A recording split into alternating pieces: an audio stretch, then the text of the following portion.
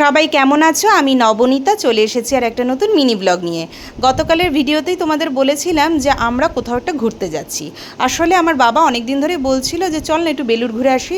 তাই মা, বাবা, চিনি, রাজ আমরা সবাই মিলে চলে গিয়েছিলাম বেলুড়ে। এই হচ্ছে বেলুড় মঠের এন্ট্রান্স গেট। আমি অনেক দিন পর বেলুড় এলাম। এর আগে এসেছিলাম রাজের সাথে, তখন প্রেম করতাম। আর এরপরে এলাম চিনি, মা, বাবা সবাইকে নিয়ে। এই হচ্ছে মন্দির। তবে মন্দিরের ভিতরে ভিডিও করা অ্যালাউ নেই, তাই যেটা রুলস আমরাও মেনে চলেছি, ভিডিও করিনি। তাড়াতাড়ি মন্দির দর্শন করে চলে গেছিলাম দক্ষিণেশ্বরে।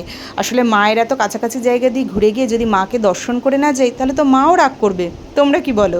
ও, তোমাদের তো একটা বিশেষ কথা বলাই হয়নি, দক্ষিণেশ্বর মন্দির কিন্তু এখন 7:30টায় বন্ধ হয়ে যায়, তাই যারা যেতে চাও তার আগেই যেও। তাড়াতাড়ি মন্দির দর্শন করে চলে গিয়েছিলাম কচুরি খেতে। কোথাও একটা যেন পড়েছিলাম জানো তো, যে দক্ষিণেশ্বর গিয়ে যদি তুমি কচুরি ছোলার ডাল না খাও তাহলে নাকি পাপ হয়। অত পাপ পুণ্য বাপু আমি বুঝি না, তবে আমি মনে করি এই কচুরি ছোলার ডালের স্বাদ তুমি ভবিষ্যতে কোথাও পাবে না। যাই হোক, আমার এই মিনি ব্লগটা কেমন লাগলো আমাকে জানিও, সাথে থেকো, পাশে থেকো।